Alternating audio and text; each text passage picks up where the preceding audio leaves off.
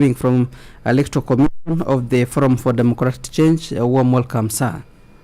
Yes, good morning, Amon. Our dear listeners, we are glad that we are once again here with you. For the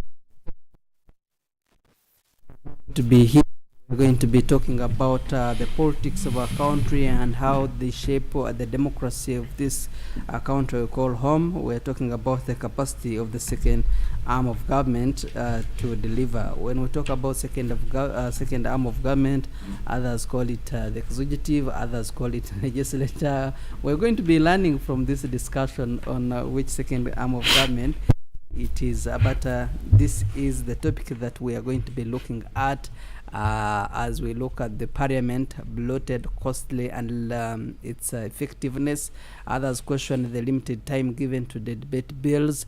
Others look at the education qualifications of some members. You know, the constitution says at least every member should be senior 6 graduate, but looking at the quality of the bills that are going to be discussed in parliament, really should the senior 6 be a qualification for someone who is going to be deciding on the future of this country, would be deciding on the education system of this country, would be deciding on which health systems and policies that we need to adopt as a country, would be deciding on behalf of the professors, would be deciding on the future and the generations of this country. We'll really look into this and also look at how that very concern affects the quality of legislation. These are also growing concerns about coordination among the opposition parties who are supposed and expected to provide alternative voices and hold the majority of the NRM who are in parliament to account.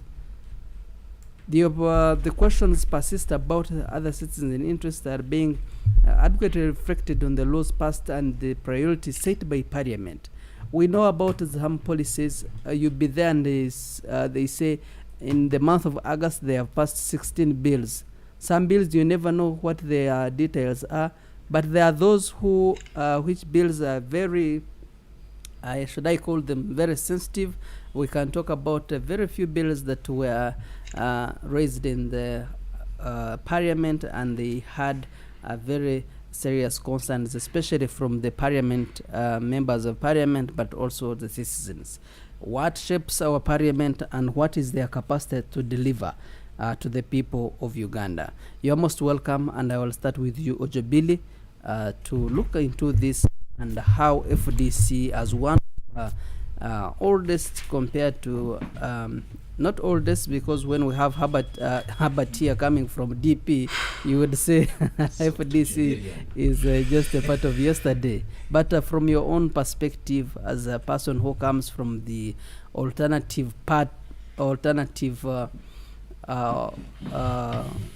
opposition, how do you see parliament and how should it be shaped and composed to deliver for the people that entrusted them to be there? Good morning once again, our dear listeners. It's an honor and pleasure, privilege that by God's grace I'm here once again. 1 week exactly I was here. Amon and UBC continuing to give me this opportunity is not for granted. I don't take it for granted. I will continue appreciating that opportunity. However, this topic is broad. I will begin by giving a background of myself. It was far back in 2016 when that was Honorable Alitwala Kadaga, who was the Speaker of Parliament. At that time, they had just they had just taken oath for that term. So that was around June, I think. So there was a question similar to this, but different, in a way that at that time they were discussing what should Parliament it start with before looking at any other thing? What do you think that this that was, I think, the 11th? No, that was the 10th, 2016. That was the 10th Parliament. So what should the 10th Parliament start with, according to your opinion? I was on one of the radio waves in Jinja, and then we started analyzing and said, I remember at that time it was the Honorable Serwani who came to represent NRM. So when I presented my views, and critically I criticized Honorable Kadaga, while I claimed that as a new parliament, they don't need to begin with the new things, because already she was the same speaker in the 9th Parliament. So you only need to go back and pick up those things that remained pending. And I went into details. And one of them was the Citizens Compact, which she said in her ruling around 2015, I think, early 2015, that there was no time to discuss such a big document. And we went on and on. So many bills had remained pending.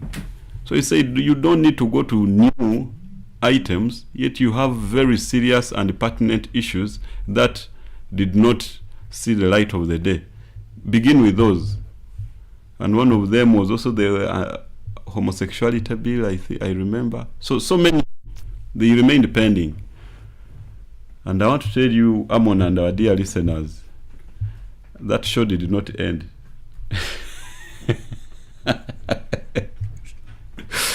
I was in jail. That show did not end. Why? I ended up. Yeah, so our leaders tend not to love, I think. At least here you are very safe and the show will end. So I am going to be so critical still. I have never stopped being critical, because when we are talking about issues concerning government and leadership, we are talking about people. And it is so important that people must be seen in this. So I wanted to bring that background to show you the gravity of this topic, that this topic is not simple, but it is touching the real nerves of the people. Many people would want always to discuss with the feeling that what is the role of parliament, legislative? Well, but to me, I always look at the individual. That as an individual, what makes you a better parliamentarian? Is it the laws, or it is the ethical conduct and the ability to rise beyond self? Okay, because as a member of parliament, you may talk about roles of being a legislator, you are a constituency representative, and you are also a party member. So it means you must balance the three, that you're a legislator, but you're also a member of the constituency, but you're also coming from a particular political party. So you need to balance these. If you're an independent, you also need to now rise above self, that I have an opportunity to discuss on behalf of this country and not on my own behalf just. So looking at all this, a member of parliament, do you have the ability to listen? Do you have the empathy? Do you have the ability to listen and really conceptualize big volumes of information, understand them and give them value? Okay, so this is for me what I look at in a member of parliament. You see, we have a problem in this current parliament. We have the worst speaker of parliament, and we have the second worst leader of opposition. So when you put the two together, I am looking at what type of parliament really we are having.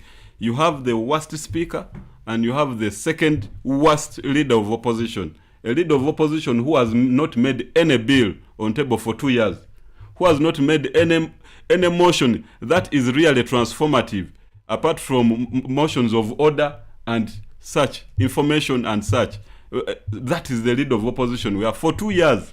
Nothing serious has come out from such a leader of opposition. So there is no way we can really be kind to such kind of people. See, there's a tendency to think that when you have, because many of our girls these days almost walk on the streets half naked. Now, there's a tendency to think that when you find a lady who is almost half naked, is ready to sleep with you. This is the mindset of many people who see them, this one. But you will again find that the one who covers himself, or herself, sorry, the one who covers herself from the head to the toes is the one who is easier to be taken to the bed than the one who is half naked. What do I mean? I mean, you will find that many of these people talk a lot and you assume they know, okay? But in real sense, after all the talks from a person like Honorable Senyonyi, who is the leader of opposition, when we go back and begin accounting for what he did, we shall actually have nothing in the Hansard that benefits Ugandans, apart from talking and having so many press conferences. I think every day he invites press to his office. I don't know to discuss what. The other time he was discussing something which has no record. And up to today, he has no proof. So and that is how he has been from the time he came into office. So I don't know if we have such a leader of opposition working with the kind of speaker we have, we can't have an effective parliament. Effective communication. These are people who are communicating for purposes of, what do I say?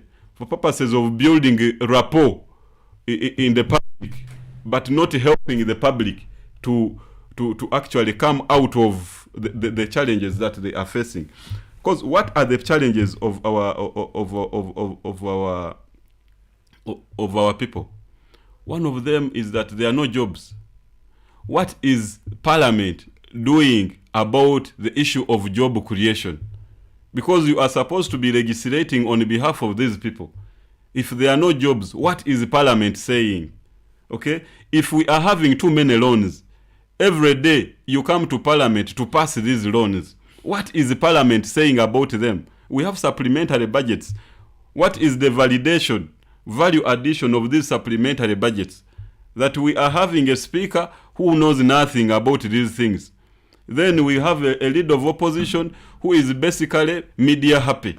That for him, he only feels happy to talk to the media. So what are the other colleagues going to do if these are the two leaders? In government, you have the speaker. Okay. In opposition, you have Senyonyi. Now, okay, what are they going to do? So this communication gap alone, because you must be effective in communication as a legislator. So what are they communicating to the people? If I also come back to you, Herbert from DP, one of the longest political parties that we are supposed to be learning a lot from you. What do you see, envision, or looking at the nature, the quality, and also the capacity of Parliament that would...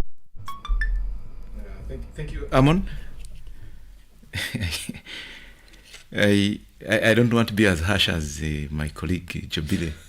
At least the leader of opposition speaks very good English. At least I want to give him some credit for that. But of course, what he says or what he delivers is another issue. I personally wanted to first be general.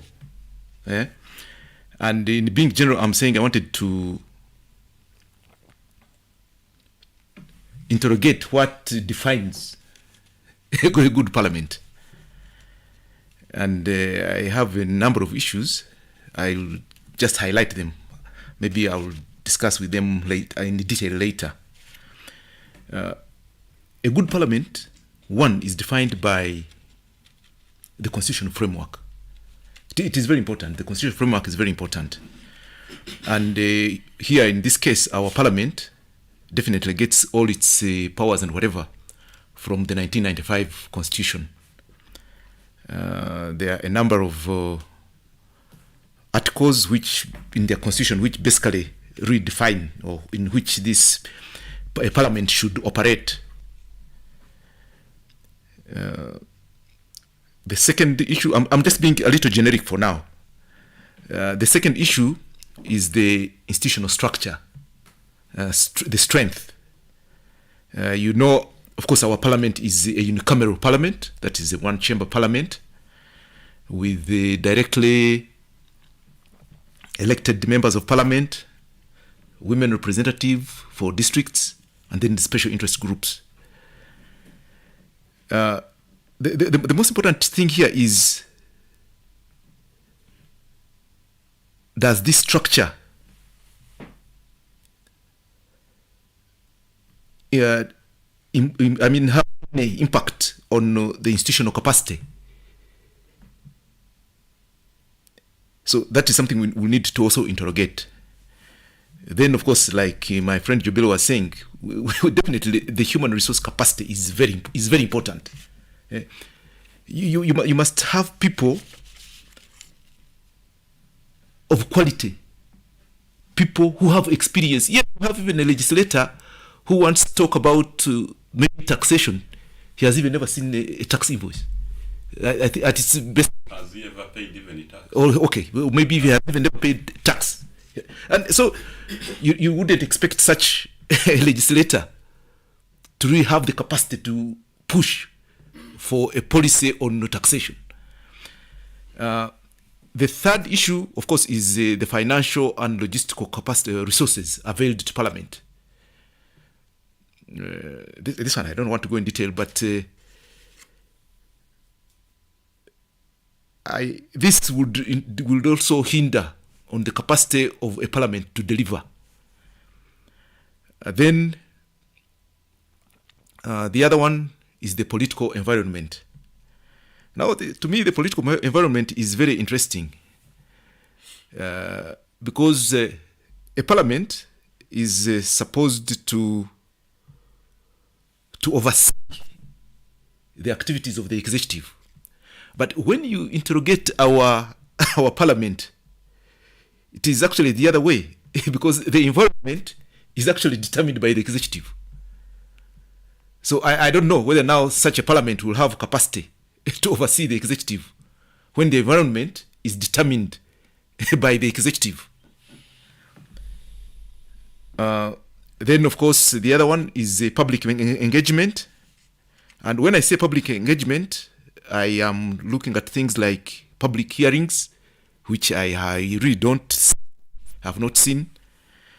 But the other day they went to Gulu and held their first, they call it citizens. I don't know where that ended. It was supposed to rotate. Exactly. Another point. We the citizen quarreled that it's expensive, so we quarreled that it was expensive. Because it's expensive, why they're wasting money? No, but maybe it depends also on how they did it and how they explained it to the public. That may be there. Yeah, making it so we must have a kind of public engagement, and of course, finally is oversight and accountability tools. For example, now this also takes us to Parliament, where you have a Parliament. By the way, for us in DP, we have seen this Parliament grow from a few tens to 80s, now to 529 members of Parliament. So here you're talking about, when you talk about oversight and accountability tools, you are looking at question time. For example, in Parliament, question time. You don't really, if you had these 529 members of Parliament, maybe even to ask questions, I don't know how long they would take. We are looking at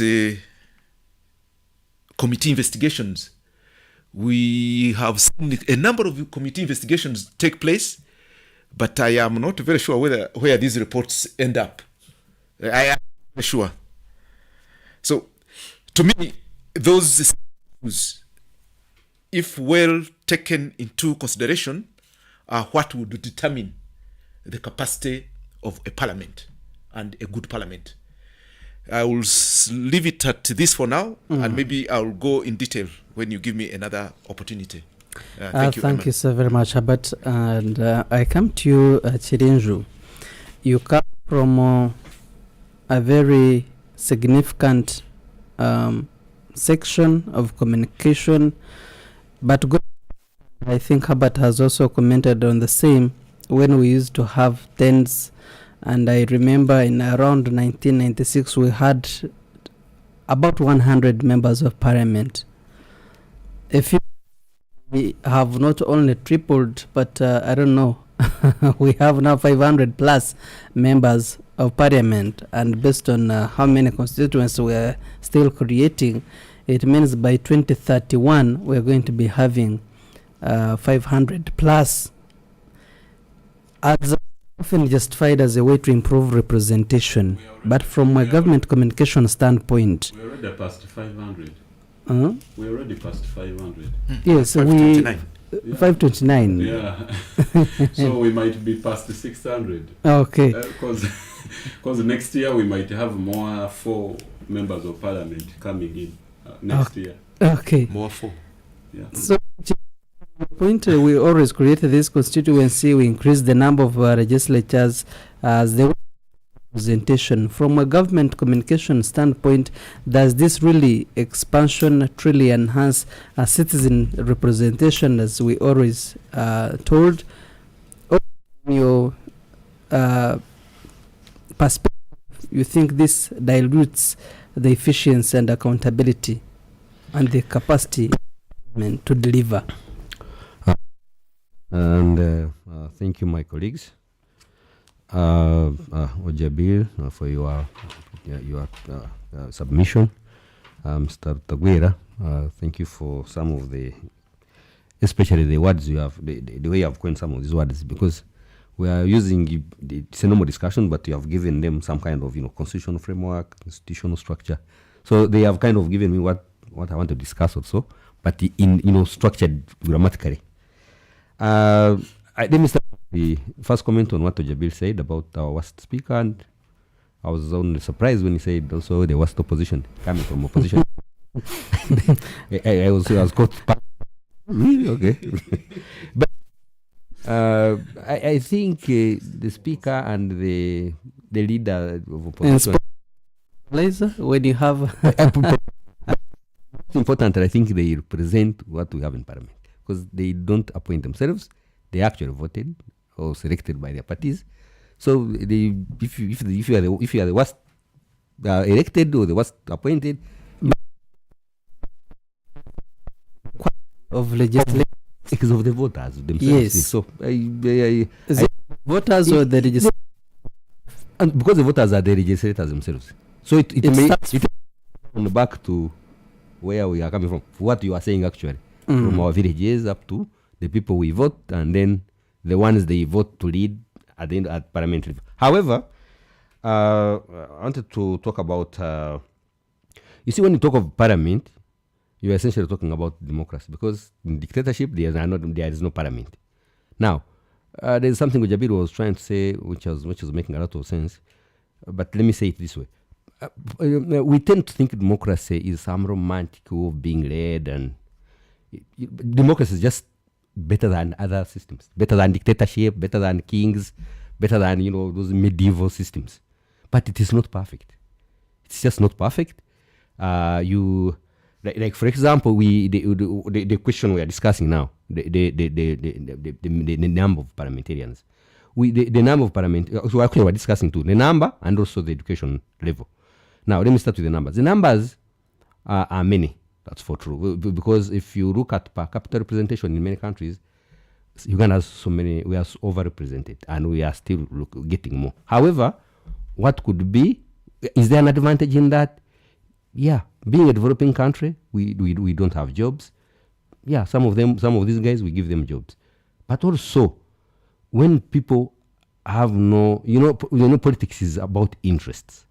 Now, when you don't have a job, for example, And also you don't have say a minister in parliament, the government. You don't have an MP in parliament. You feel as if you have been left out as a community.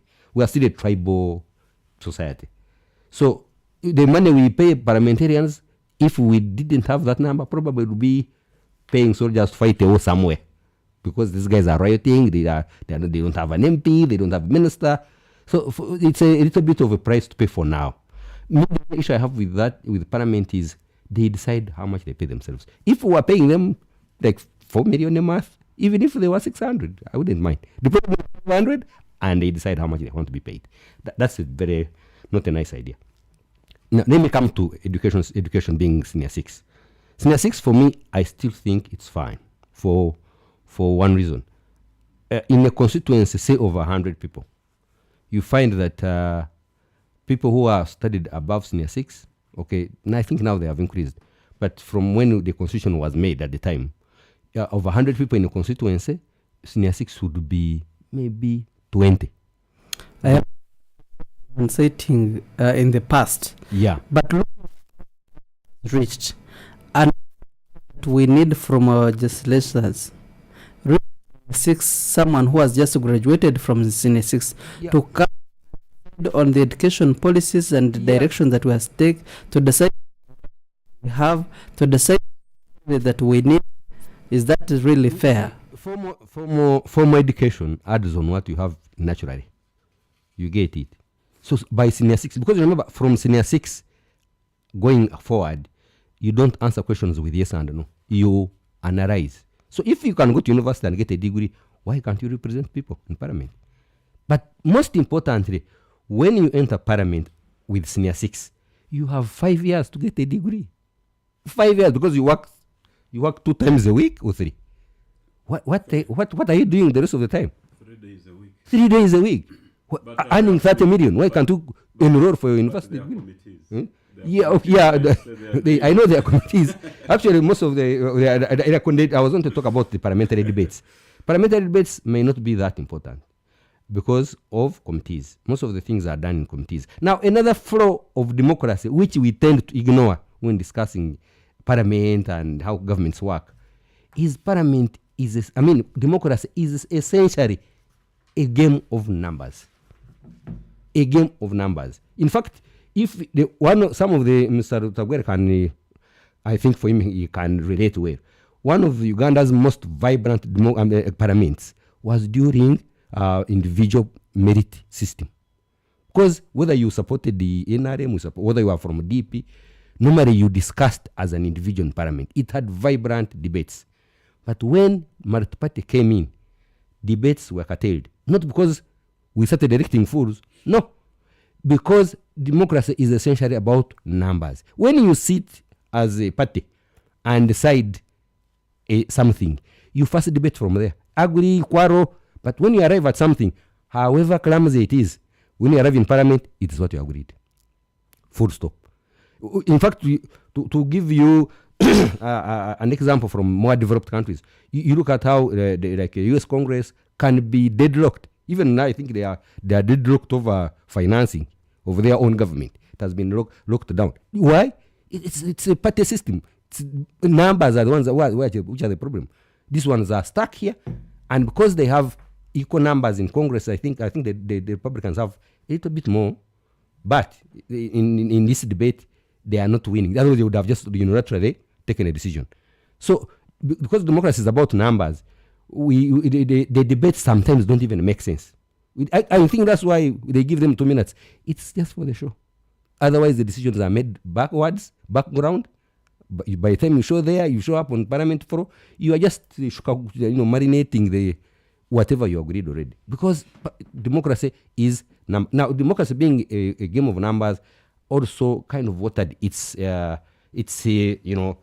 what it should have represented, a very good idea. But it's still the best system so far in the world because the people feel represented. I mean, a dictator can even do a better job because he's taking a decision by himself or herself. However, human beings, we are other animals. We feel we want to be represented even if we are not there. Because you go to the villages, our son is a minister. You get it. Even if the guy doesn't even visit them. But that feeling alone keeps the country safe, because you're not going to fight because you feel represented. So that's the beauty about democracy. Mr. Tagora was talking about a political environment and institutional structure. For me, in my view, I thought the institutional structure is the same as the environment, because the example you gave, where in Uganda the executive tends to beat to one supervisor, for example, the parliament. I think it all comes back to the constitution we made, because if the constitution was made in such a way that the parliament is totally, because for example, this one I'm NRM, but I disagree with it, but unfortunately the constitution don't emphasize it, that the president selects cabinet largely, not entirely, largely from parliament. Now that waters down the oversight function. You get it? Because I am the minister and the MP. So I am the executive and the legislature. But ministers are few. Yes, but when they are few, because of what I told you earlier, the being numbers, now NRM, for example, comes with a bill. Now it is discussed by the same cabinet, which is NRM, and then it is brought to the parliament. Exactly. Parliament. What do you expect? It's already through even before they arrive. You get it. However, if we had another system whereby if the president chooses cabinet from the rest of society, then the parliament can be able to ask the executive, we don't agree with this, and there's a stalemate, there's a discussion. But now you are discussing with yourselves. You are the executive, you are the legislature, but that's not NRM's problem. The constitutional makers were from everywhere. DP, FDC wasn't born by that time, but the FDC members are some of them are part of that constituent assembly. So we need to change some of these laws to make, to sort of what you are saying. Who supervises who? But in the circumstances we have right now, even if it was FDC in power or DP, you would have the same problem. Your MPs are the same cabinet. Who supervises who? So the supervisory problem is constitutional, not that it is environmental as you wanted to tell us. No, it's a constitutional issue. It has nothing to do with whether the president superimposes himself on the legislature. No, it's just the constitutional problem. Okay. Interesting. Thank you, sir, very much. Our dear listener, you can as well participate in this program and share your views or concerns on 776-511-426. The number is 0776-511-426. You can always share your concerns or perspectives. For my guests in the studios to always address them. I come to you, Jabile. According to Chiliro, says there is no difference between NRM and also the other political parties, which FDC is part and the DP is not spared, according to his submission. And that brings us to the party discipline and coordination. Looking at the parliament that we have, even the parliament that you're talking about, to have a leader of opposition, which in your words you say he's not that very capable apart from speaking, but is the one who said that at least he speaks some good English. But that brings us to the end, to the point of effectiveness of the opposition in parliament, that it depends on unity and coordinated strategy. Why has the opposition struggled to represent a united strategic front to challenge the NRM majority who are in parliament? And can these parties like DP or FDC improve this kind of coordination? You see, maybe just to react a bit from my colleagues' discussion. See, I would want to critically deviate from the assertion that members of parliament, offices of a member of parliament should be made to create more employment. It looks ugly that someone is elected to go and find a job as a member of parliament. A country where majority of the citizens are young, and unemployment rates are so high, so alarming, I think we need better alternative ideas like the ones the FDC is always projecting, like the taxation policy, which unfortunately even these members, majority of these members of parliament cannot discuss. We need such policies where we are talking about taxation policy and maybe job creation ideas, so many of those things, industrialization, kind of tax waivers. You see, those are incentives that can really bring in more companies, and so that we have alternative means of employing our people.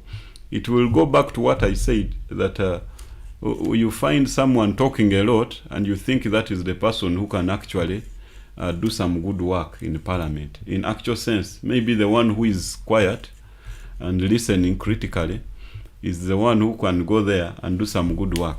So seeing our leader of opposition all the time addressing the press, someone can assume that he's actually working. But when you go in the Hansard to find out what he has really presented to Parliament and on behalf of the citizens, you will find out that he has actually done nothing apart from inviting the media in his office too. There was a debate in the ancient times where we had Plateau telling you that a good leader is better than a good constitution. And he taught so many people about that you must have a good leader who will now make all those good policies. Yeah, you have will make wonders in his leadership tenure. Then his own student, Aristotle, came up and said, I disagree with my lecturer. I propose that it is actually the other way around. A good constitution. A good constitution is better than a good leader. So he also brought in his arguments. I said, no. You see, a good constitution can trim a bad leader. A good constitution can easily can empower a good leader to make better decisions. But you can have a bad leader who will ruin the whole society because he has all the powers at his disposition. So this is the argument we are actually raising in Uganda now.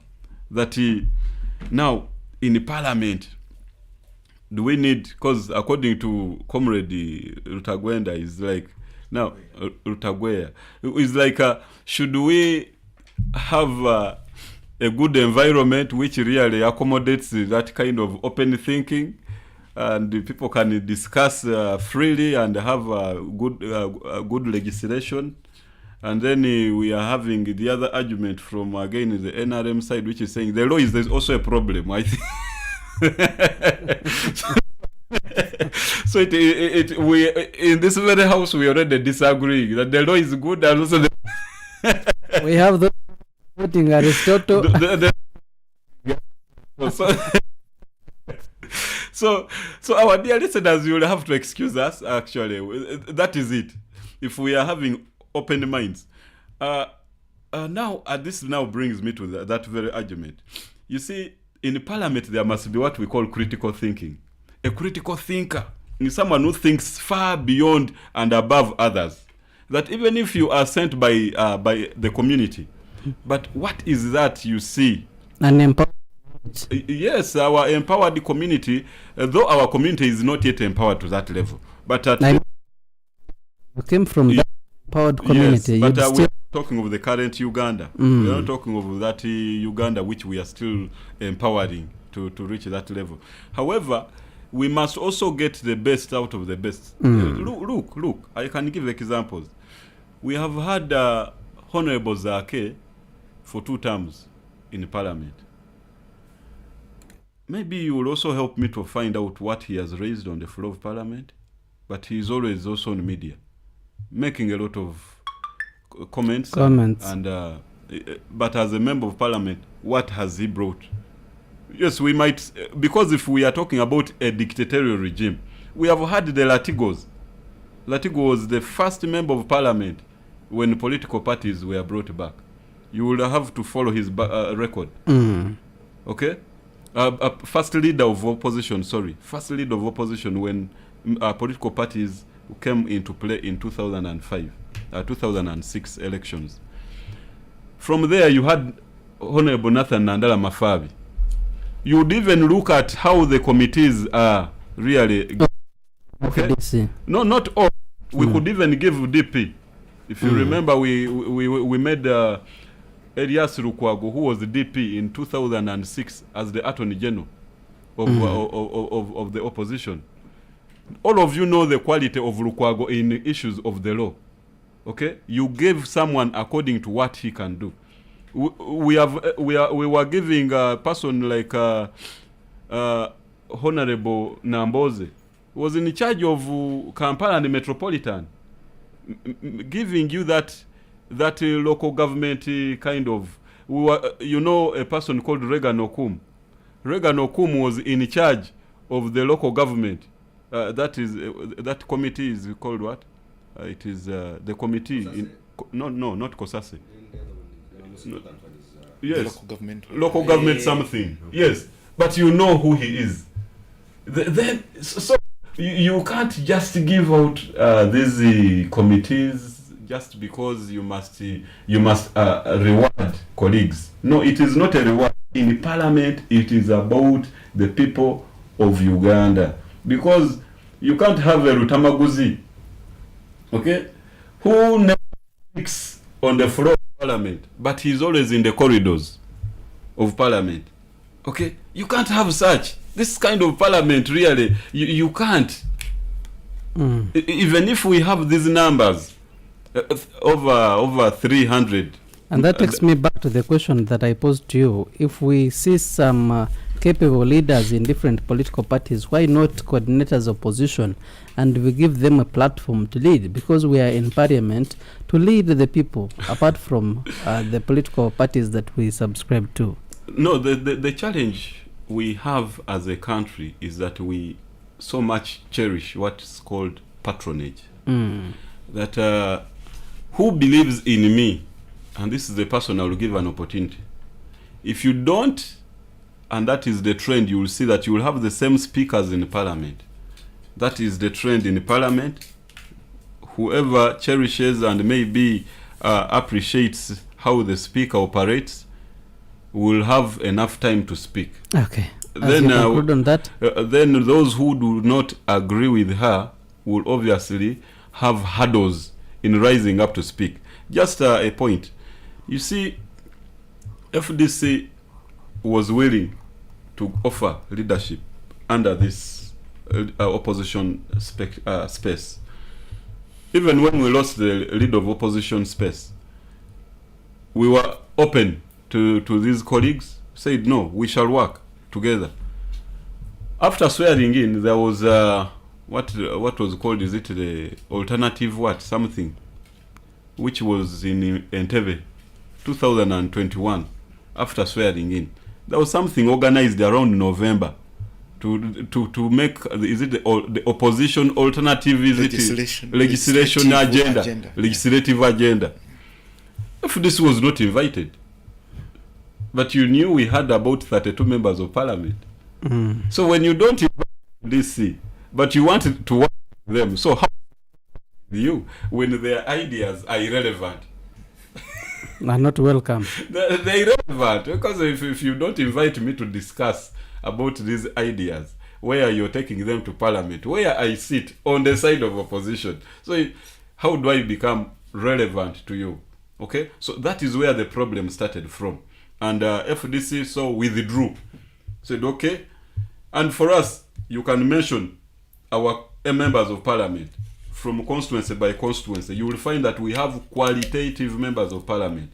Many of them, that's why they don't even come to the corridors to speak, because they know where they are supposed to speak from. Majority of them are not that so gullible to the level that they are coming to only excite the public, Okay. which the NUP and the team is preoccupied with excitement. That can't be parliament. Interesting. Thank you so much, Ojobi. And also want to get to know what our dear listeners are thinking on our topic. But before the ruling party holding an overwhelming majority, Amon and the opposition MPs effectively exercise oversight, especially on government spending, decision making. Do you see this parliament size making meaningful opposition work harder? The more NRM members, the more the opposition is weakened and losing trust and also hope to raise their concerns and also challenge the government. By the way, we are not we're not having majority in the past. We already have majority in the next already. Already. I think we have 12 members, 0 opposition. Already. I think that 10. Well,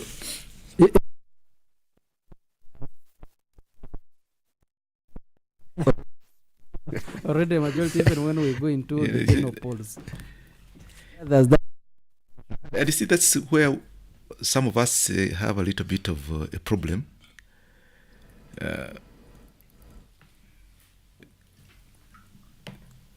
One, all these people, whether you are opposition, whether you are in government, I think we have one country to serve.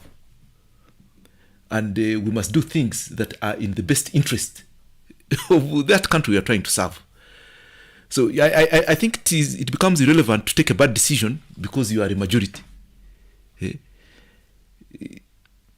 We must first try to define ourselves as Ugandans. But if it favors them, then they have to. How does it favor them? The alternative government. No. How does, in opposition to challenge. No, you see, no. When you take a bad decision, it doesn't favor you as well.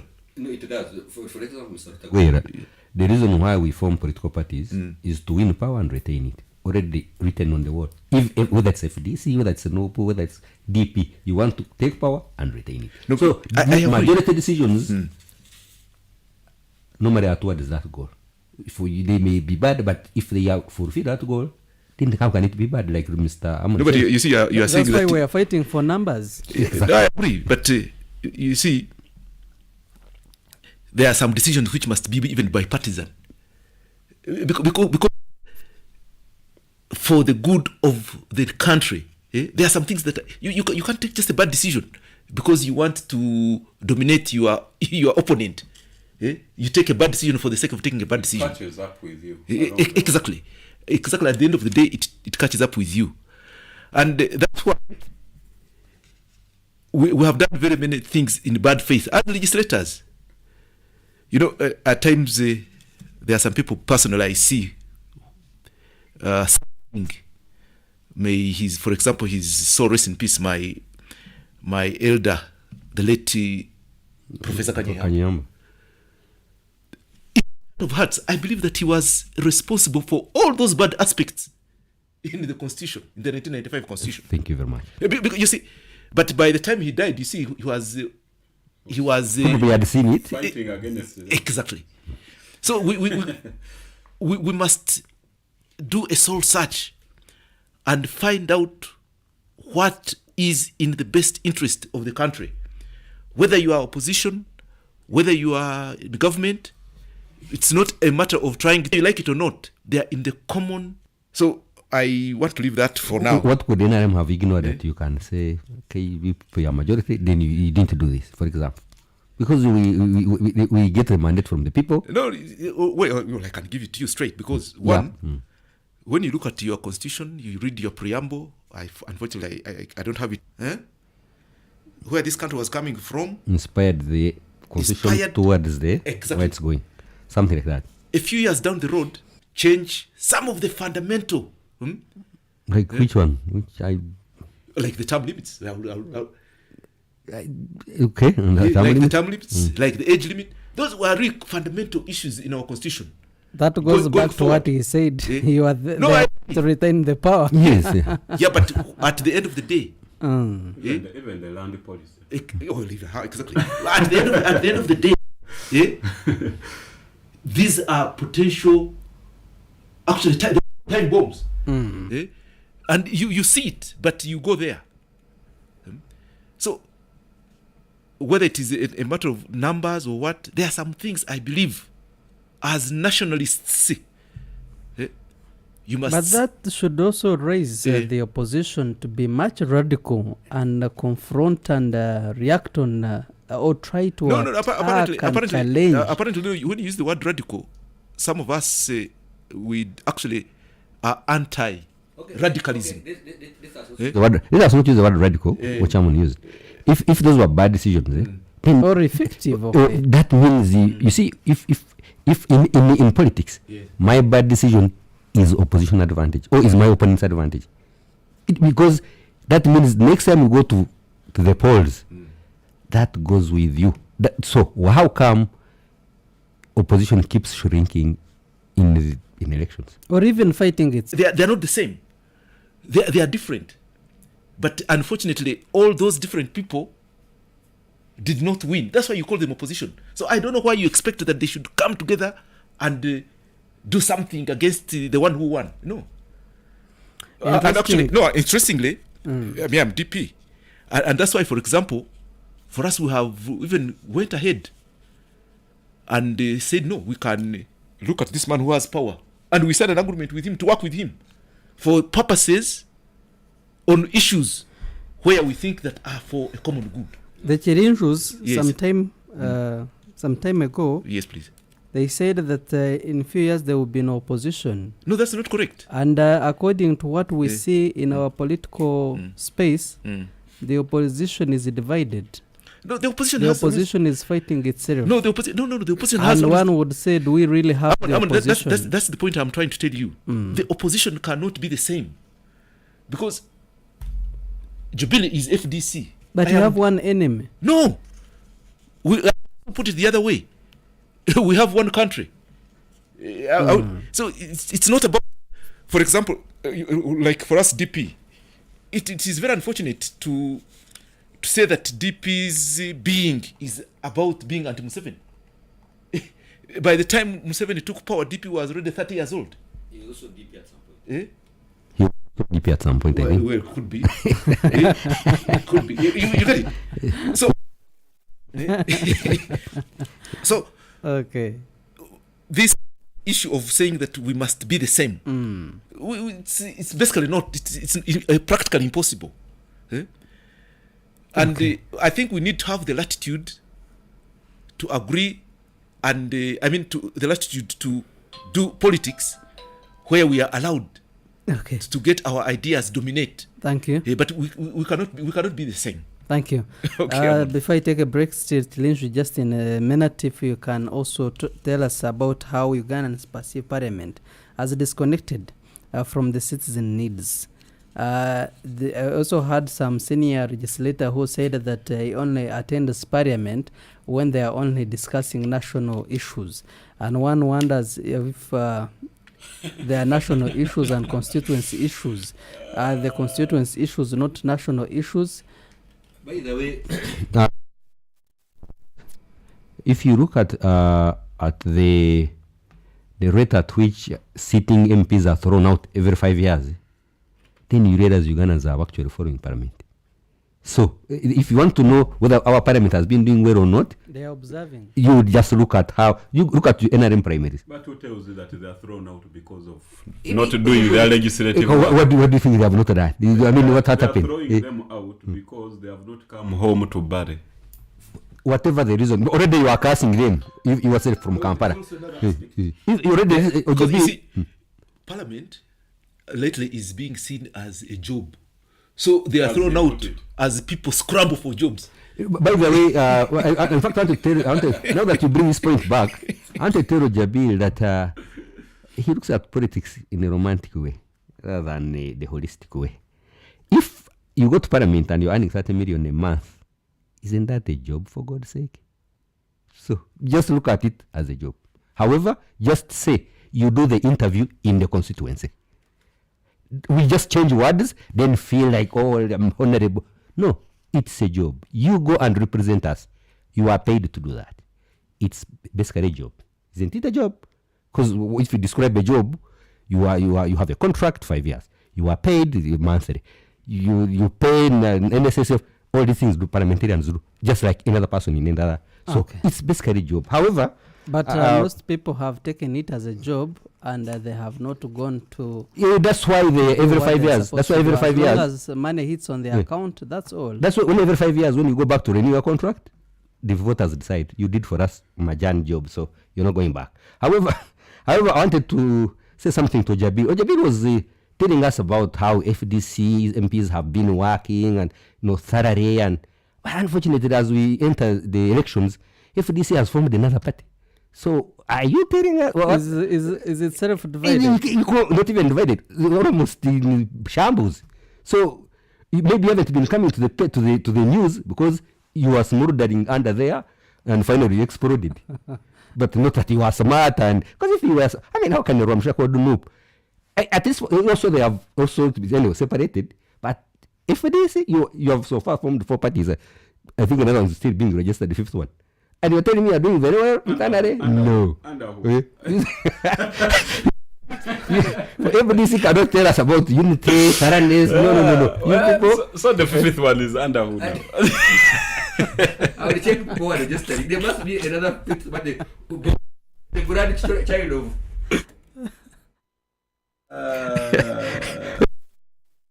No.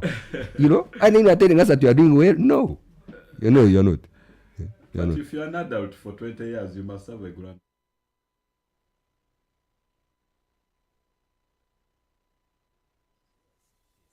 Independent sound. UBC has 11 sister radio stations spread throughout the country to educate, inform, and entertain. Tune in to UBC Radio FM 98, your national radio station, Magic 100, where sports and music is our life. 87.5 Star FM in Uganda, 97.4 UBC West covering Western Uganda, 102 Mega FM in Gulu, 97 FM Butebo Radio in Eastern Uganda, 107.0 Bududi FM, 100.5 Nge FM in Kasese, 98.0 West Nile FM in Arua, Totore Radio FM 90 in Karamoja, and 93.0 Voice of Mundbujo. Now you're covered in your local language. UBC Radios, inspiring Uganda. At UBC Radio, all our radio network across the country is committed to inform, entertain, educate, and guide for national transformation. On radio, UBC should set its own example. Leka bano abatafa ku bantu baffe bagumaza ndowooza muganda kito kugumaza to divert people.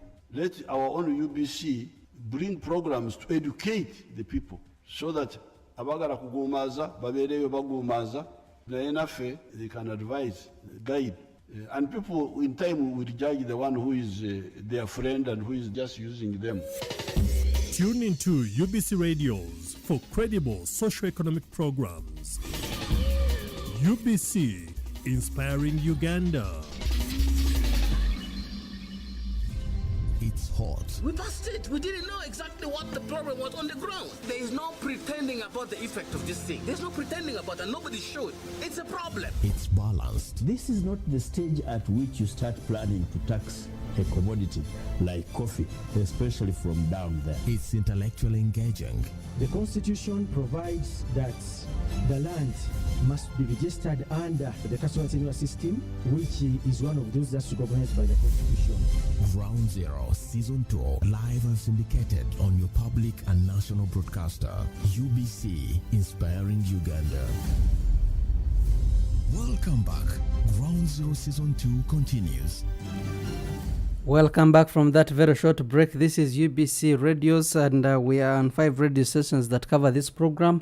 On 98.0 FM, that is UBC Radio in Kampala, Magic 100 FM in Kampala, Western Nile Radio in the heart of Arua City, and UBC Butebo in Eastern Uganda, Voice of Mundbujo in Western Uganda, and we're also streaming live on YouTube. Just be part of the discussion. 776-511-426. Tell us what you think about our topic today. You're live on radio. You're live on UBC.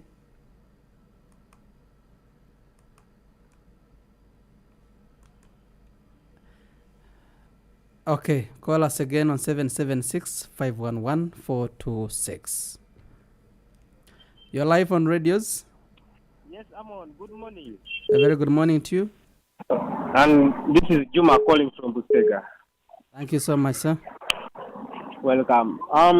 Thank you for hosting those people there. But previously, someone was giving comparison. Is how these things are divided within themselves, and going ahead saying that living this ramshackle nope. That only word is bad. We respect people whom you host at the show. What happened yesterday in Barara, it was a sign of something. Just from a hotel where no presidential candidate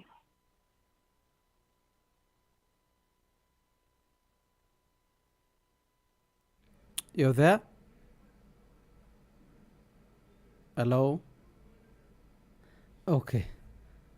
Apologies, you can call again. 776-511-426. I think I lost you there, but you can call again and make your submissions there. You're live and clear? Hello? Oh, and I was wrong. 776-511-426. We are talking about the capacity of a parliament to deliver. You're live on UBC Ground Zero. Yes, thank you very much. This is Henry Baguma. Thank you, sir. Thank you very much for the program. Thank you, sir. Yeah, my version is really politics is about numbers. Not like technical whereby one doctor can do everything and the rest just listen to him because he's the only one with that information. That's technical department. But politics is about number. How many are you? Which views of the majority? And that's what happens. I'm sure that's what's happening in the parliament. Majority of views always take the day. I also like to commend the leader of opposition, Honorable Senyoni, for occasionally appearing in the media to explain things.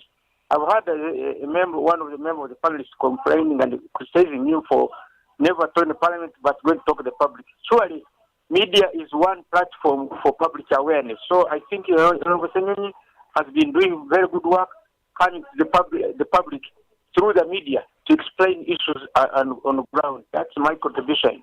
And finally, I want to compare politics with the sports. For example, if it was football, imagine if Uganda was a venue like in Angola and Kivuvu, and we have one team that's NRM playing, and then the other side, they have 5 or 6 of them, the same one game, and scoring different areas.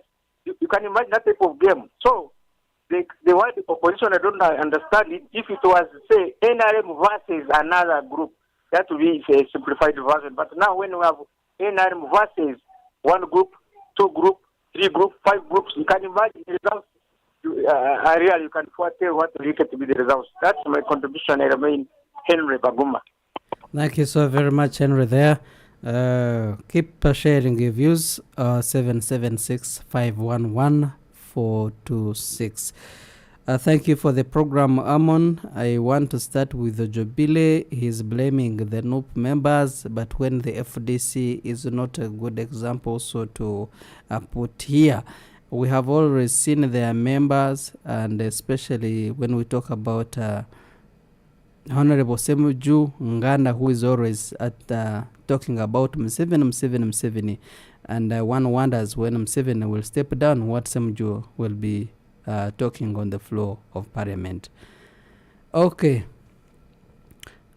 Please keep putting your names and where you're listening in from. Thank you for the program, UBC. I am listening in from Mbale and we're enjoying the program. Thank you. Thank you, UBC Ground Zero, listening to you. And this is a very good program, especially in the season. But the opposition but we don't have the opposition, and how I wish they organize themselves in this coming term and tackle the one enemy, which is NRM, and they stop making themselves enemies. I am Simon. Thanks for the program. Barbara listening in from Bukoto here, and he thanks the NRM for providing a platform for all the political parties to always express their opinions. That is freedom of speech, and also that is a contribution to the NRM. At least they have failed on their own grounds. They won't blame the government for not providing them a fair platform. All right. Thank you, Barbara. Thank you, UBC. I am listening in from Ntebe, and I am concerned about the bills which are always passed without our knowledge, and in 1 month you hear that they have passed 10 bills and you never hear of them, and one wonders where they always discuss them from. Yet on the floor of parliament, it is always attacking individuals rather than the bills. So when do they pass these bills? NRM is still one-party system. Forget about the multi-party system. As long as we still have the majority of them in parliament, then we still have the same government. The parliament is still a scam. The opposition is a scam. They are also there to make money. They should stop blaming the NRM. Actually, if there is any group that has betrayed Ugandans, is the opposition of this country. Okay. Keep putting your names and where you're listening them from.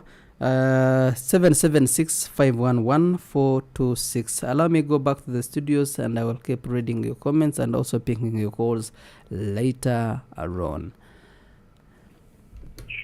You're live on radio? Hello. You're live on radio. How are you? Fine, thank you. Your name and where you're calling us from? Your name again? Butebo. Okay, your concern, sir? Okay, we lost Dewo. Call us again, Dewo, 776-511-426. Hello? You're live on radio? Oh, I don't know whether it's my network or their network.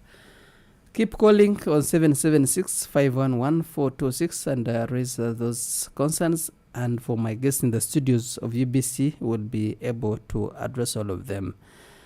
FDC is no better. Opposition is betraying the people of Uganda. They are also there to make money. NRM is still one party. Forget about the multi-party system. That as long as we still have the majority, the NRM will still shape the politics of this country. Whatever they want is what they decide, and the Ugandans remain vulnerable. Let's start from there. Your concerns on these concerns from our listeners. Chirinju. Mr. Simon, NRM is an opposition to him. Let him consider it as opposition, though it's in government. Because what you don't agree is just the opposite. They are reasoning the opposite of you. They are not your enemy. They are just basically not agreeing with you. So NRM is not an enemy. NRM is just opposition. Unless he used it, figuratively, then he can forgive me. Barbara talks about. She makes a good point. NRM has provided platforms where opposition can come and, express their both in parliament, but also I think she was meaning iPod most likely.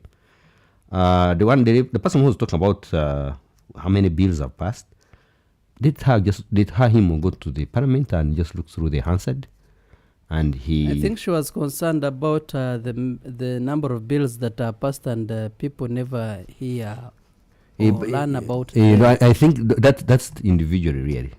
You have got to follow what how. You call your parliament person and ask him or her, your representative, because that's their job to tell you what they are doing in parliament.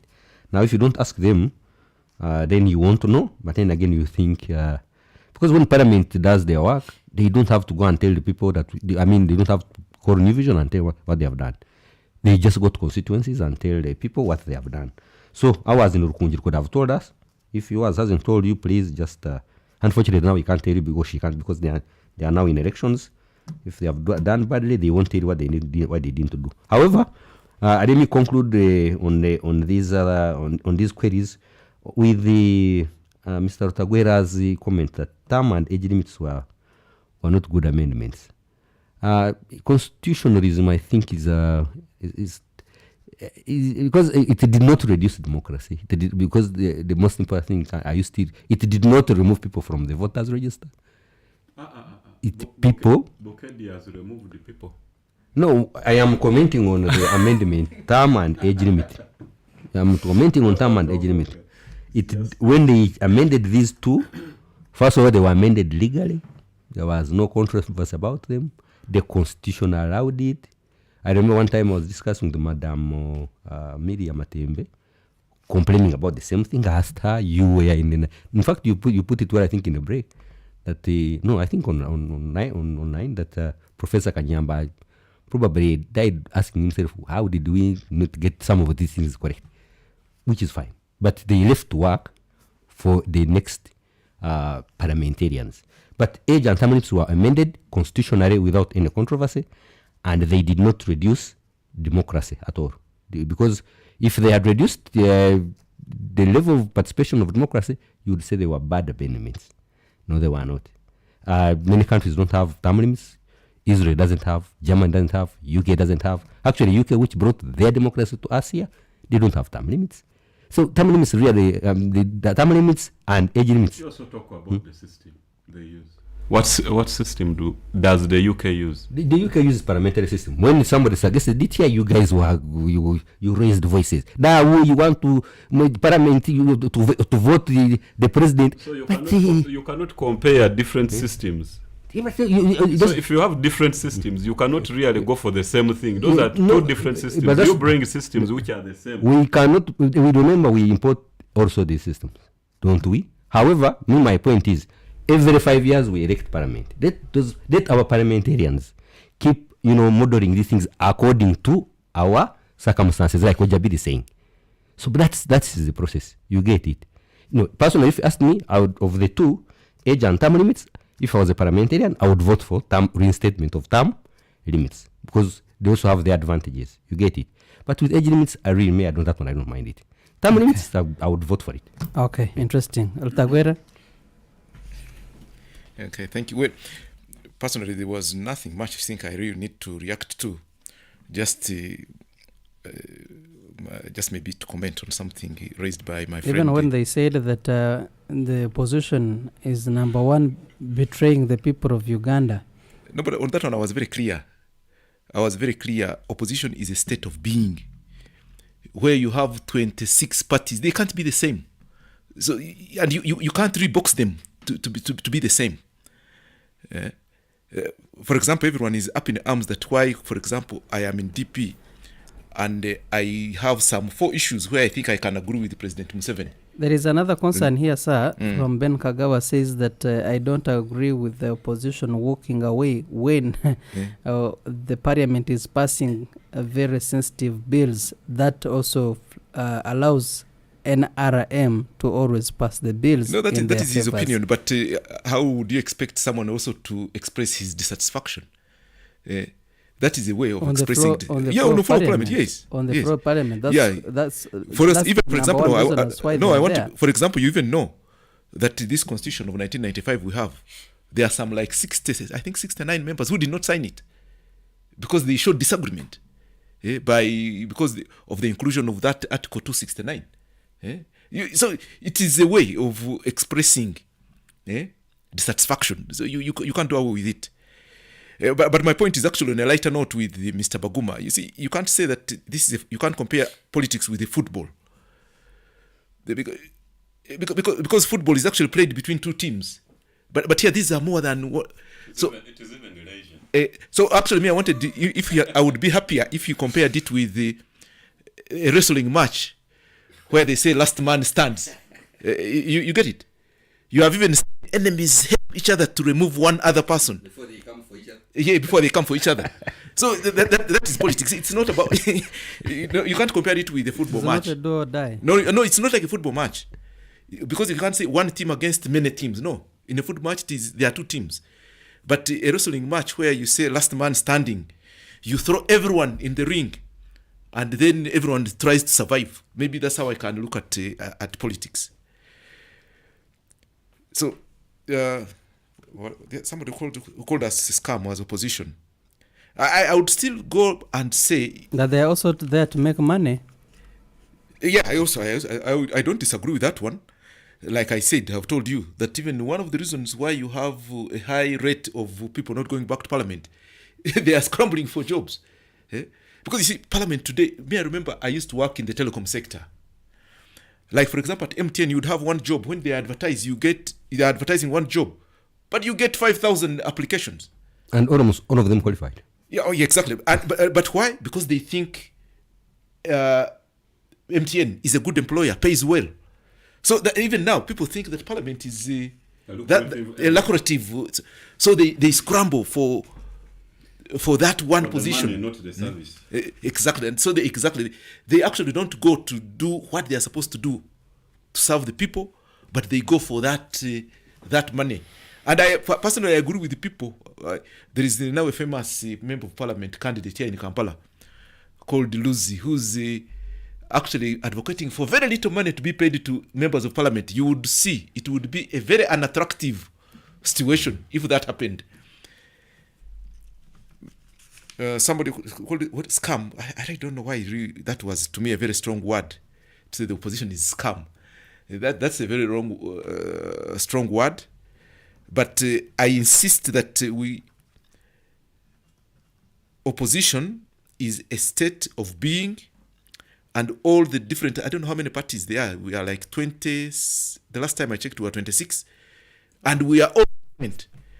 But, sorry? 32. They are now 32. We can, if there are any things we need to work together, we must agree on them. And we cannot make the central point of agreement being an anti-Museveni sentiment. Yeah.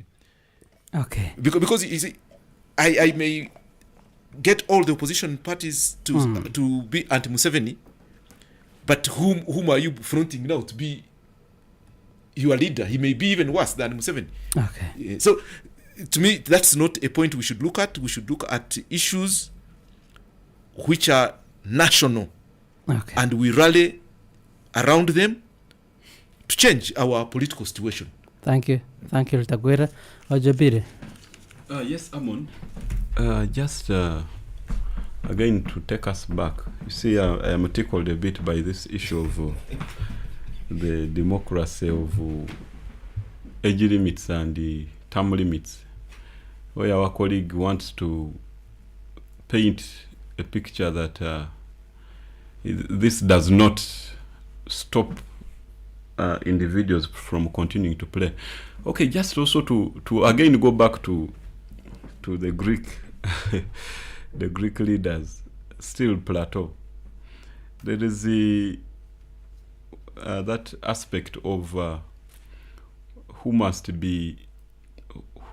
should be allowed to vote, and also who should participate in leadership. That aspect. So he brought the aspect that for anybody to be a voter, he should be above the age of 23 years. And his reasoning was that such a person has feelings and an understanding of what they want, and they are ready to work and die for it. And such people with that kind of urge, they will fight to make their country better, or they will make the world a better place to live in, because they have the energy and they have the knowledge and they have an understanding. They have started actually the maturation age. Then said, whoever clocks 75 years of age shouldn't be allowed to participate in an election. Okay, shouldn't be allowed to participate in an election, or even run as a leader, because this person is now going closer to his deathbed. So his ability to work tirelessly for this country is at its minimum.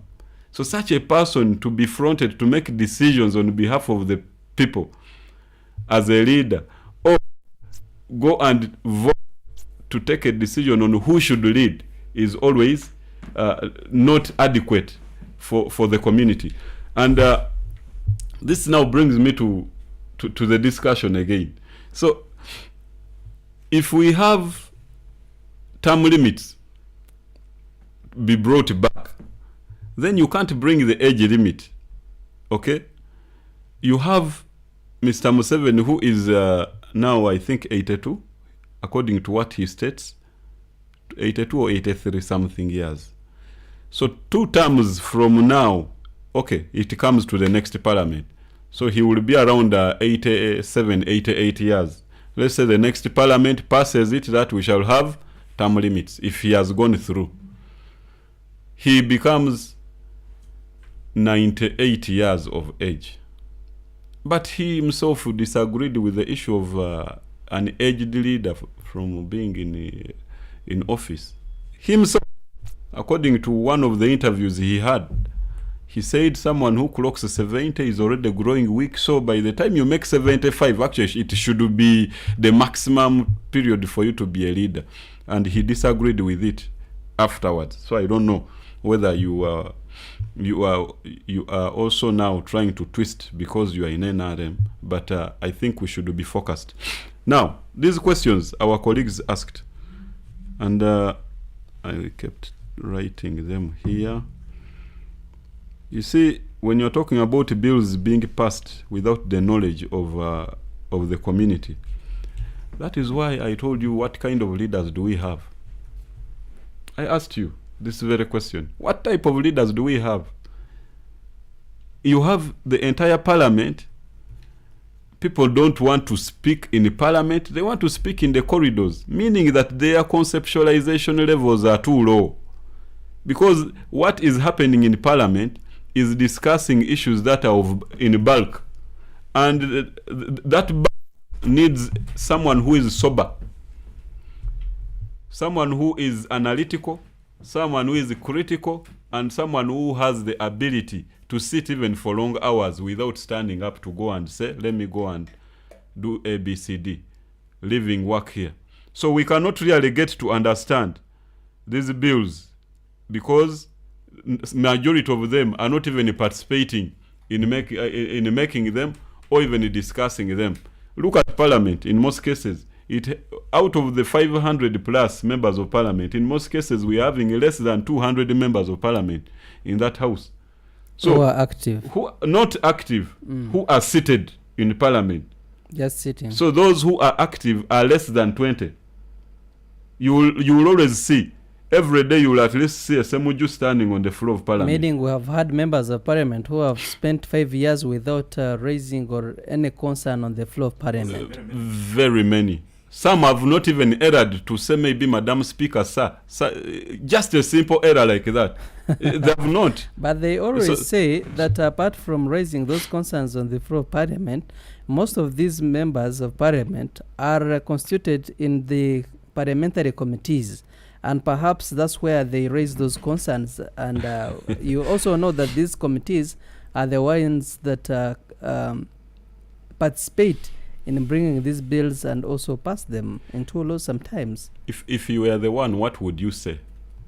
If your constituents are asking you, but where are you? We don't see you. We are in the committee. I'm in the committee. So because you know very well the committee is not aired. So you would also tell them, say, I'm in the committee. So how do we improve the quality of debate? No, not you see, just in opposing actually, or raising concerns, but offering constructive alternatives that is where I wanted standard to go. Of parliament. Without basically just answering these people's questions. But you see, parliament is a critical, it's a critical arm which deserves critical thinkers. One, when we look at our education level, I basically think we should have we should have people who have attained the lowest level of education as a diploma. Okay, at our level now, we should really be going over and above senior 6th level. We should have at least a diploma graduate who should become someone who can go in parliament. 2, we should really cut this number of parliamentarians. There are too many. There are too many in a way that I suggest for a parliament that needs fewer and competitive MPs. Yes. So because if I'm to look at the parliament, the 6th parliament, where we had the Salam Musumbas, where we could really have the people like Nabwiso, if you remember the Nabwisos, Honorable Nabwisos.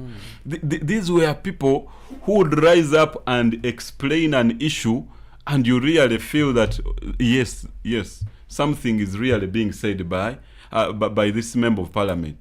You know that today, even when someone rises up to stand, like our honorable Semuju, he's obviously criticized because he's always on Mr. Museveni. But maybe he has decided to follow that trend because it is a sellable item to the public. Okay, so he's also a populist in one way or the other. He's trying to push it to the public so that the public sees that I am actually working, but campaigning for the next coming general election. So when we look at him also in the parliament, he has also no bill that has actually, even if proposed that, okay, as a private member, this is the bill I have brought. As you conclude on that. So we must really rise beyond this. I've told you, 1, we must really change our education system, our educational levels, where someone must have at least a diploma to be a member of parliament. 2, we should really cut the number of members of parliament. How many? We need at least, for me, I would even advocate for 2 members of parliament per district. Okay, so that if we have decided to balkanize our districts, that is 100, and actually we shall be having 150 by 2027. 150 districts. So let us have that's 300 members of parliament. Okay, and is that even a small number? At least it is smaller than what we have now, because it is smaller than what we have now. Okay. We actually by 2030 we shall be having about 600. So I am advocating for half of 600. Okay. So and that alone also reduces on the tax burden that we are paying these people too much money. Okay. And the majority of them are actually just coming to sign and move out. That's why you will see them in the parliament during those serious debates. And then after signing, you have already signed in that I've attended. Then you move out. You have not voted whether yes or no, or even abscond. Thank you. Just allow me to make this last point. The politics of numbers. When we look at the politics of numbers, you see an opposition leader, if you are critical, you can also woo some members to your side, okay, from the other ruling government. You say, okay, according to this issue... Would we having so many members coming from NRM to opposition? Yes. But today, let me ask, how many members of NRM have even come to us in these general elections? I think we might have just fished those who lost in NRM primary elections, but not actually members of parliament saying, I am standing today, I think this issue deserves the other side, I am going to the other side, because we have not really offered that alternative voice to the public. We have not. Sir. It has not happened. Thank you, sir. Your parting shots, Lutaguera and Chirinju. Let me start with the parliament deserves critical thinkers. Who's going to decide the critical thinker? Unless you are saying parliament becomes a peak kind of system. We say, okay, we have a team, a national team. It will go to Rukunjiri and pick 2 members of parliament from the education level and how we have seen. That But the qualification, education. I've talked of qualification. For God's sake, Start for the constitution that is making us go around there was made by professors, wasn't it? The government of, I think when they removed Amin, between 80 to the elections, was led by 2 professors and other military people. So education really that may not mean that you are a critical thinker. You get it. But also critical thinking for who? Let people elect people whom they think they are critical thinking. In Nakawa West, where they think this man is a critical thinker, leader of opposition. So let them bring him back until they realize themselves. Because when the electorate decides that no, this guy is not a critical thinker, they will elect another person. But however, maybe just in democracy, information on that, just information. You see, Senyonyi is a graduate. However, his being appointed as a leader of opposition now goes back to the head of the appointment committee. That to be a leader of opposition, out of all your members, is he the best that you can use as a leader of opposition? Now, this is where we are going. Okay. In parliament, who should become the prime minister? Okay, who should be the leader of opposition? Who should head Kosase? Who should head local government? That is now the issue. Thank you. I have, however, two ways of improving our parliament. One, to continue educating Ugandans, formal education, UPE, USP. People as we get more educated, we also start choosing what better leaders. That is one. The only way you can, like Ojabir was suggesting, you can have 2 chambers of parliament, the upper one and the lower one. Then you balance them out. But that also needs parliament to change that. Now you are telling people to go and strong with themselves. They will not change it very soon. So, however, you keep educating people. The more the citizen gets educated, eventually the improvement at the top also. But they will start sending better representatives because society is also growing growing stronger. Now, the last one is Ojabiru still was saying that when we bring back term limits, it doesn't affect the president right now, the person of Mr. Museveni. Whether you change or not, he remains eligible if he wants. So I don't know why you shouldn't fear if it comes or doesn't come. Because whether you remain like this, he still can stand if he wants. If you set term limits, he will still stand because he's still eligible. Now, lastly, I am happy that Mr. Rugwera is here. We have NRM has a little bit of relationship with the DP, and that should be a sign that our democracy is growing. Alliances are not. People think they are money. What? It's argument. You have some convergence areas. You take advantage of them for the good of the country. So I am happy that I am here with my partner in leadership. I hope on 4 issues. I hope they become 5 and 10 and we see the relationship. Allow me now end with the partner. there. Yeah, thank you. I have a few things I wanted to maybe emphasize. When they talk, to me, I think it is not an issue of S6 diploma degree. Because you'll have a person, even who has a PhD, he's academically good. But what is his exposure? What is his experience? So, to me, I think we need people in parliament who, can debate, yes, that's okay. But people who are good at policy analysis. So they must have some kind of experience, at least in some field. So they must take some expertise to parliament. If you are a professor, maybe you can go and teach because you'll just regurgitate what you have learned and give it to students. So I think that shouldn't be the point of having people who are educated, maybe degree, diploma. No, you need people who are knowledgeable. You need people who have experience. I think that can improve the quality of parliament. Okay. But before I conclude, I'm not yet concluding, sir. It's okay. Because you see, you know, the Democratic Party, as much as for us who have been alive, around, and who have always given alternatives at every given time. And I want to give you some of our policy positions in our manifesto.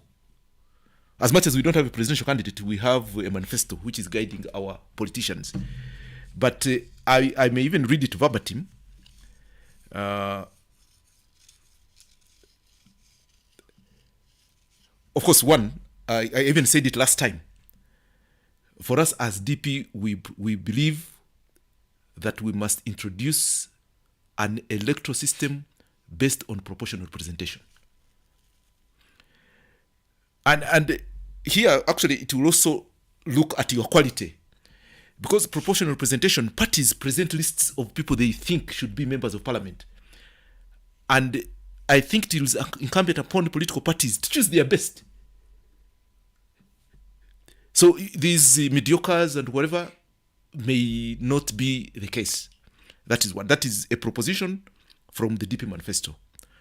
Okay. The other proposition... As you conclude, sir. There are two more. The other proposition is we believe that we must reduce the size of parliament, ensuring that an MP represents a number of citizens rather than a geographical area. And where there is any disparity in balance of power between majorities, minorities, will be moderated by an upper house. So for us, we believe in a bicameral parliamentary system where you have a lower house and an upper house. And finally, as DP, we have always proposed that we actually need to introduce a parliamentary system of government. As much as my friend Chirinju commented about it, that people were not happy about it, but for us, we believe that it is the way to go. So those proposals I'm reading directly from our DP manifesto. And that is how we believe that we can improve the quality of parliament. Okay. Thank you, Amon. Thank you so very much, gentlemen, for making time to come through. That brings us to the end of our discussion. But before I let you go, gentlemen, how I wish we use some seconds. I want to pick your perspectives on the news that we had this very week, where many say that our own Zoran Mamdan was able to win the New York City mayoral seat. And what does that communicate to the world? What does that communicate to us? And I want to get your comments on that. A Ugandan born and raised, now able to rise to that kind of big position in one of the significant states and cities in the world. Ojabili, Herbert, and Chirinju, and Osha. Thank you. Issue of Mamdan is actually one item we appreciate as the young people. That if you look at his issues, all the issues that made him successful, there were about 5 issues. But most importantly, he appreciates that there was always time for him to be mentored by an individual. That there was someone who always pulled up his hand and guided him through, and always told him, this is right, this is wrong. So in one way or the other, he was trying to tell you that for you to be successful in any campaign or leadership, you must grow beside some other knowledgeable individuals. And that should be a lesson for us as a country today, that if we want our young leaders to grow in leadership and be better leaders than the current ones, you must deliberately give in time to make them grow in leadership. Because the issues he raised were like giving the people of New York free transport system, that they were being charged as public servants. You know, there's too much jam, and now driving your own vehicle means that you are adding in more vehicles in the jam.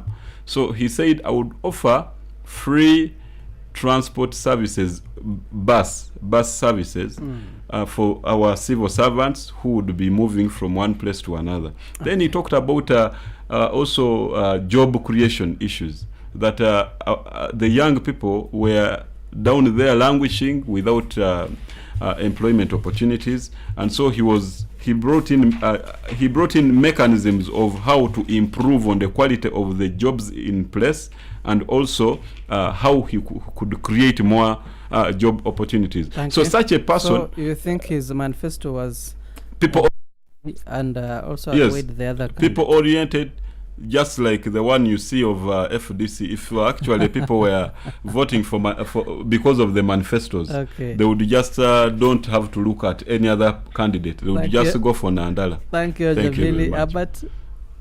Thank you, Amon. I personally would want really to congratulate this young man, and I am proud that he can associate himself with this country. To me, this shows that actually this country produces very capable people. If you can be born here and you manage to be elected a leader in the first world, so that to me says a lot. It says about our capacity as Ugandans. And well, I also want to, yes, indeed, to agree with Mr. Jobile that the kind of politics we play must actually reflect the needs, the aspirations of the common people. And I think that's what gave him the win, because he was representing the aspirations of the majority against the minority who have actually dominated the New York politics. Okay. Thank you so very much, Chilenjo. Thank you. We would do that and Namisindwa. So let's go protect the gains in the Bugisu area. But back to New York, Mamdani did for me, I think there are three things I saw. One, he defeated President Trump, hands down, because Trump squared against him live, and he defeated Trump. Number two, he like Ojabir said, he went and told people, I'm a communist. Directly on the podium. The way Americans hate communism, he went and told him I'm a communist. Actually, I think what he was applying for, or what he would intend, is to have like the Scandinavian type of living. US, you are a rich country. How can your citizens not go to hospital for free? You tax us so much, but we need insurance to go to hospital. So he's like, no. We have enough money. We are the richest country in the world, but we are living like a third world. Why? Because of greed. But that's true.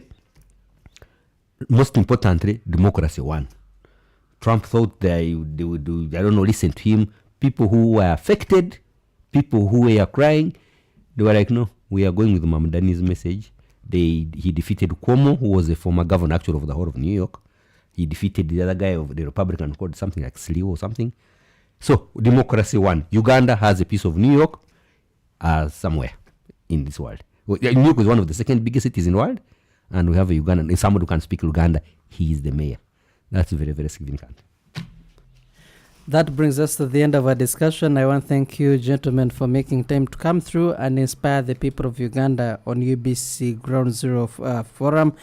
This program is always on 5 radio stations: UBC Butebo in Eastern Uganda, UBC Radio in Kampala, Magic 100 FM in Kampala, Western Nile Radio in Arua City, and Voice of Bonbujo. We'll always stream live on YouTube. Just put UBC Ground Zero and you always be part of the conversation, or you can always go there and be able to follow all our programs. And also the repeat of this program is always on Sunday from 3 to 5 p.m.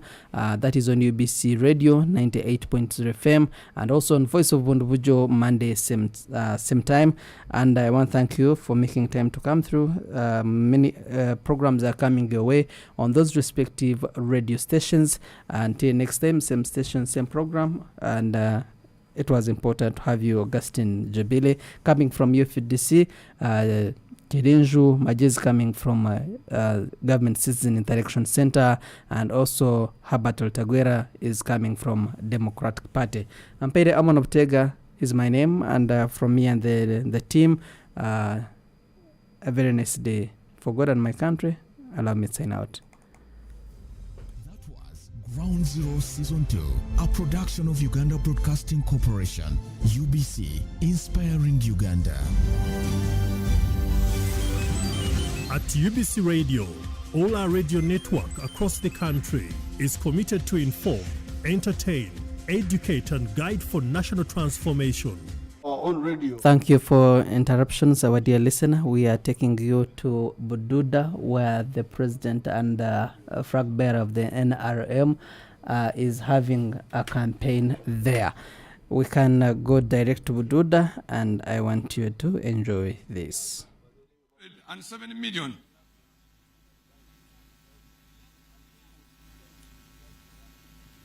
Buteega received 307 million. Luseshe received 307 million. It all totals the amount I read, 48 billion 813 million. Emyoka, under Precisionist Initiative, we have received 3.5 billion shillings dispersed to us in the last 5 years. And we have a recovery of 415. We have youth skilling and a zonal hub in Ruhonje. It has done a tremendous job. You'll go through the memoranda, Your Excellency. The YLP, WEP, SAGE, SECOP, and then NSP programs have done another tremendous job. Achievements, Your Excellency. Manjia County. Comprehensive Bududa General Hospital infrastructure development. The hospital is now looking nice.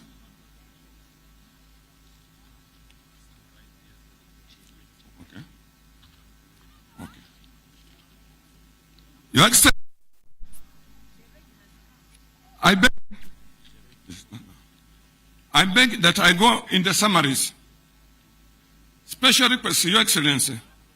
Despite these arguments that you have made to the people of Bududa, Bududa continues to face key development gaps requiring your urgent attention. Of Bududa, Buburo, Bududa, Sachura Road. Your Excellency, you have heard for yourself. This road, it's not political, it is economical.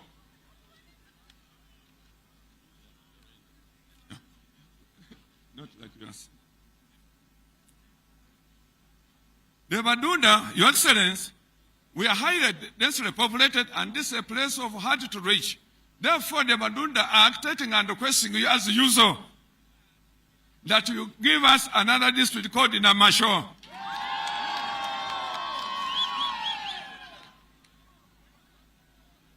Also, as you creation Amasho, we really beg Your Excellency with your kind heart to give us more two constituencies, that is Bubita and Rayaha constituencies.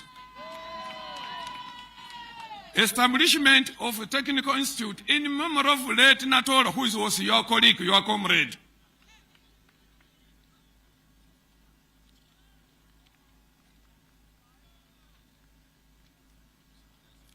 I'm so much. Like your presence, you have always been here during the disasters caused by nature.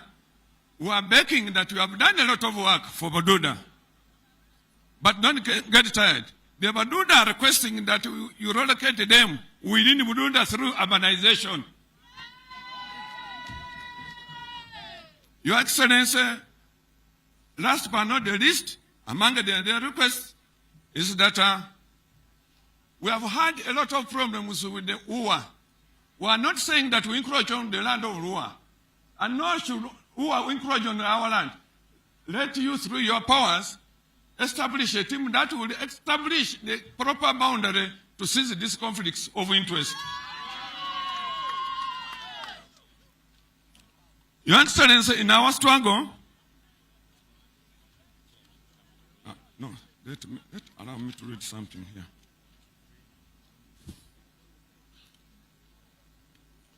That's it.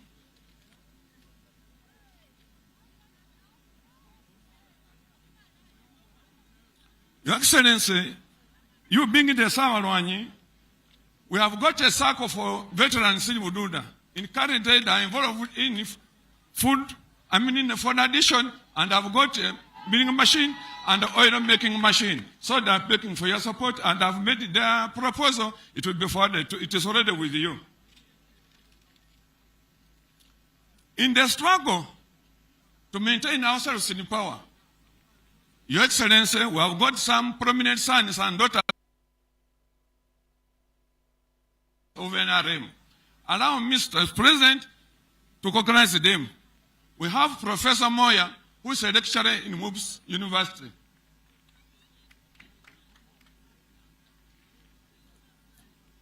We have our own son, Sam Kuroba, who was a commissioner in Ministry of Education, but is retired but not tired.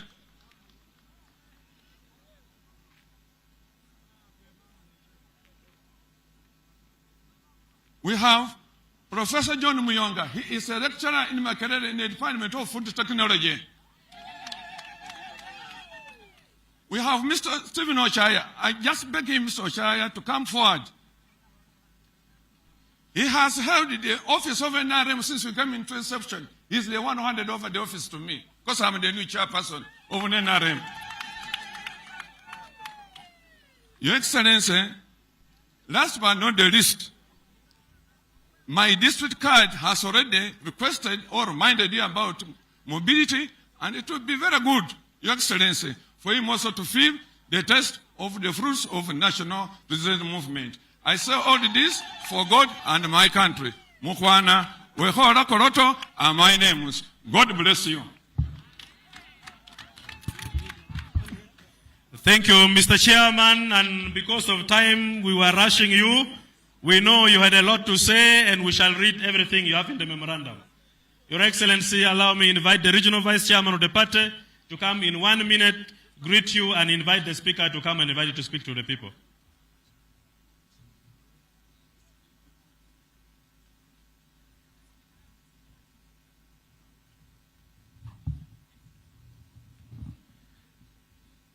Buteega oye! Bugisu oye! Uganda oye! East Africa oye! NRM oye! Museveni oye!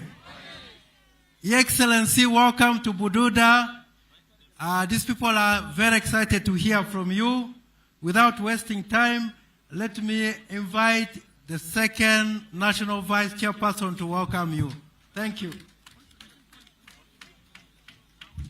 As the Speaker comes, Your Excellency, this gentleman says he was given a job by you in State House, but up to now, he has not got the job.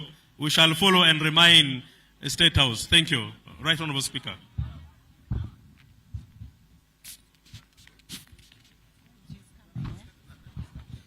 NRM oye! NRM oye! Buteega! Museveni oye! First show the president that you love him by raising your flags. Raise your flags, raise your flags. Who is translating?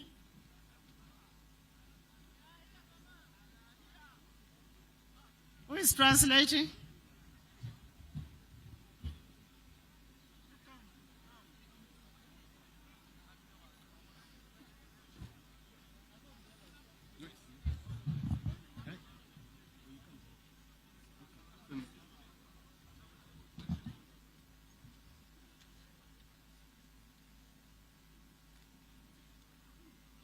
NRM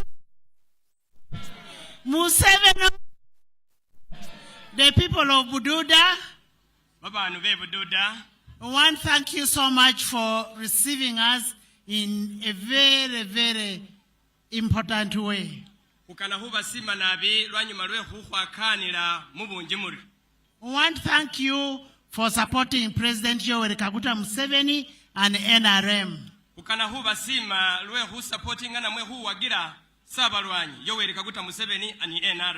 And we want to request you to continue supporting President Yoweri Kaguta Museveni and the party because of what he has done. The Bible says we shall see them by their deeds. Ukana huba luma huri muyongere hu supporting President Yoweri Museveni ni hulwe huba video byesa huholere bikalinga badu da hulwe ateni Bible meri kane huba bonere hubiholwa byawe. So many people are going to come and deceive you that let's give them the votes because they come from this area. This position that we are looking for is a national position, not a regional position. Waliyo babandi babali uhutsa atebanetsa baba tandika huba ombelesa ateba bahonjelesa bali bakana shifo shino shirisheli nambolibu shiri meshe ohunya busa shiriota. It is about the president of Republic of Uganda, not a president of Teso, not a president of Lango or where. Shirisha president uwe namboli Uganda, siri president uwe Lango, siri president uwe Teso oba kwenata. And I am happy the chairman has said they are very happy because of the money that government has put here through President Yoweri Kaguta Museveni. Speaker halomari wasanyuhile na abe hulo chairman wefe hulomari wasanyuhile hulwe huba NRM muri aramuno kama pesa kama anjibusa mu bibina bikali nabi. And I can assure you the president is going to increase that money and that money will come back to you. Ali halomari ali habaka kasari President Museveni ali hata hobonari ongero hokama pesa ate kama pesa kali hukobola musi feano. Your Excellency, we want to thank you for really supporting the victims of the landslides. Landslides is out of natural cause by an act of God. But you get very short-sighted politicians say that is Museveni who has done it. It is an act of God. Ali hasima President Museveni lwanyuma lwe hubonari ahuyeta mubintu bibikwa nga tsingurure ni kimihururo mu district ye Bududa no bona babanu babandi betsano baloma bari Museveni niyo rerebi atenga wele niyo holesha. But we want to thank you so much for what you've done for our people and people of Bududa. Be counted to be one of those districts that have delivered President Museveni. Bale ali halomari ali habasima nabi ateba banu be Bududa manyamuri na nyamuri huma apate President Museveni wabamanyi. Because we have moved throughout the whole country, the whole of the North, Karamoja, Teso, we are winning by 99%. Let's win by 99% too in Bududa. Ali halomari bachendele bifo bikali Ilango Iteso ateba basubizire bari bali hutsa hubona bari bafurira chenda mu mwenda baduda nanyo hali mu kupire haluluho hatumo ni chenda mu mwenda. And lastly, on the issue of the circular road, it has always come to Parliament. The circular road is going to be worked on. Speaker ali hakusubiza ali hulwe lugudo bubulo Bududa circular road ali washibona nabi mu Parliament shitsilira ara atali habaka kasari lugudo loluhutsa huholiwa. And the president has already approved